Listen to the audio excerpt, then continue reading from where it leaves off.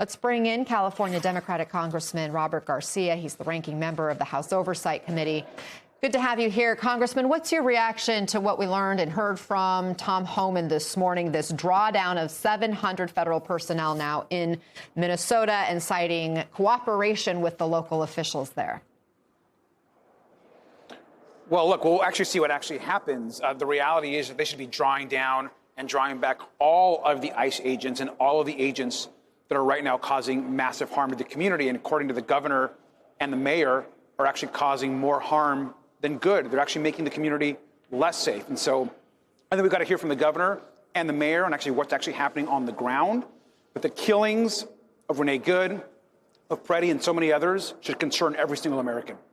You jointly led a forum yesterday on the impact of President Trump's aggressive immigration enforcement. And you heard from the brothers of Renee Good, the Minnesota woman who was fatally shot by a federal agent just last month. I want to play a little bit of what they had to say. This is not just a bad day or a rough week or isolated incidents. These encounters with federal agents are changing the community and changing many lives, including ours, forever. When I think of Renee, I think of dandelions and sunlight. Dandelions don't ask permission to grow.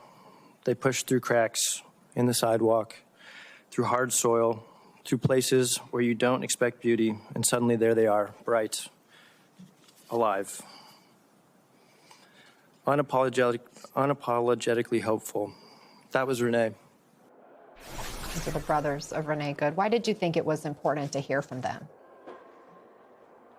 I mean, very powerful moments. I mean, obviously it was heartbreaking for us to hear those comments. And talking to the brothers actually right before the hearing, the one thing that they wanted to communicate with folks is how much the love and support has actually meant to their family. And I think the most heartbreaking piece of all of it was their acknowledgement that they don't feel that her death has actually changed much.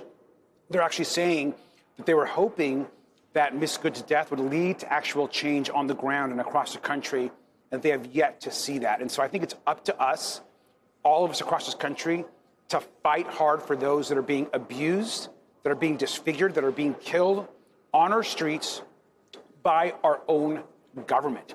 And which is why I think it's so important when announcements get made about pulling down troops or pulling down officers, let's actually see what happens. Because what we've been hearing is ever since there's been an announcement a week ago from DHS that they were going to start actually changing their tactics, that hasn't actually happened. There hasn't been much change on the ground. And so it's still very concerning, which is why we shouldn't be funding DHS or ICE a single penny more. They've got to be held accountable. And Kristi Noem, quite frankly, we need to start those impeachment hearings immediately. The hearing that you held also highlighted other people's stories, like 30-year-old Miramar Martinez, who was shot several times by an immigration agent last October in Chicago. And the agent claims Martinez drove her car directly at agents before shots were fired, which she and witnesses refute. You shared some of the text that agent wrote after the shooting. Let's watch. I fired 5 rounds, and she had 7 holes. Put that in your book, boys. Oh, well, it is what it is. Happens. This is someone that works for the United States government. I fired 5 rounds, and she had 7 holes. Now, he was talking about you, and it's our understanding that he was actually bragging about his aim shooting an unarmed American citizen. Is that right? Correct. Congressman, how did we get here? Why does it seem like violence is the first resort? I mean, it's just so disgraceful, and we should all feel deep shame. The fact that our own government, the federal government, is doing this to people. We shot her multiple times, an agent on the street. She's a United States citizen. She is now permanently disfigured. She talked about that pain that she now goes through every day. Why is this happening to people on the ground? She did nothing wrong. She has no criminal history. She's never committed a crime in this country and has been convicted of anything. And the fact that we are treating people this way is horrific, and there's no accountability. Ms. Martinez should not have to worry about getting shot as she's driving down her city and her community. And so what we're right now at this moment focused on is justice for people like Ms. Martinez and accountability for the people that are being hurt across this country. People are losing their eyesight. People are being hurt. People are now unable in some cases to walk effectively and live their lives the way they've known because of what we're doing to people on the street. So this has to end, and we should not be funding additional support for these agencies that have now gone rogue because of Donald Trump and Kristi Noem.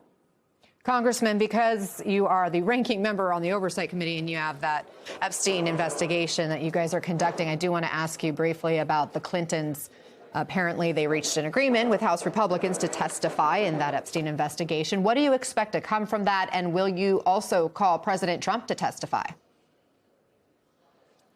Well, first, I'm glad that obviously that the Clintons have actually come to an agreement. We have said, Oversight Democrats, from day one, that we're willing to talk to anyone, whether they're Republicans or Democrats, independents, whoever they are, that anyone that has any information about Jeffrey Epstein, we want to talk to. And so, of course, we are glad to talk to President Clinton, and he'll be coming forward to the committee at the end of the month.